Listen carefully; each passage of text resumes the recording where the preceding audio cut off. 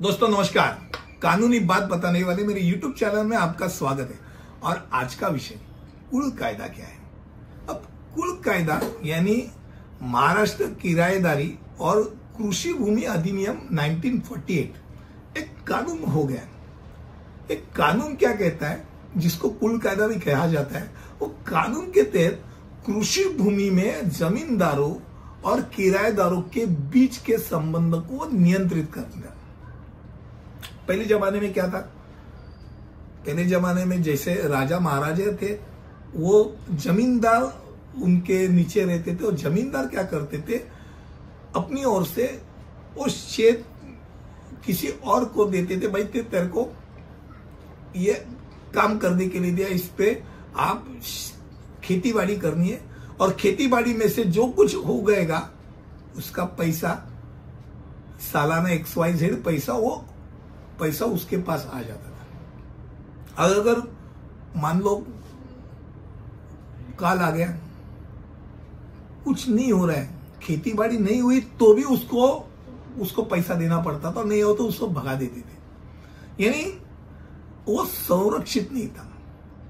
अब 1947 में अपने को जहां स्वतंत्रता मिली, तब हमारे नेता ने ये बात अच्छी तरह जान ली कि जैसे जो हम भाड़े से रहने वाले किराएदार जो होते हैं, ऐसे चाल में किराएदार होते हैं, वैसे ही ये जमीन कसने वाले किसान जो है, ये भी किराएदार है, इनको भी संरक्षित करना है। और इसलिए जो कसते हैं उनकी जमीन और जो रहते हैं उसकी जगह, कसेल त्याची जमीन और रहेल त्याची जागा, ये जो चीज है, ये एक कोडवर्ड आ गया।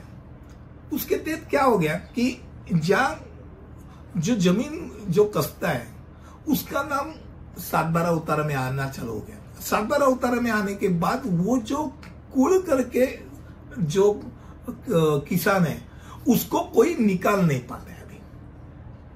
अब वो उसका जो हिस्सा है वो हिस्सा देते रहते हैं।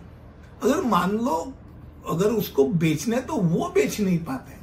कुल अपना कुल नहीं बेचेगा, कुल किसी और को कुल पास ऑन नहीं करेगा।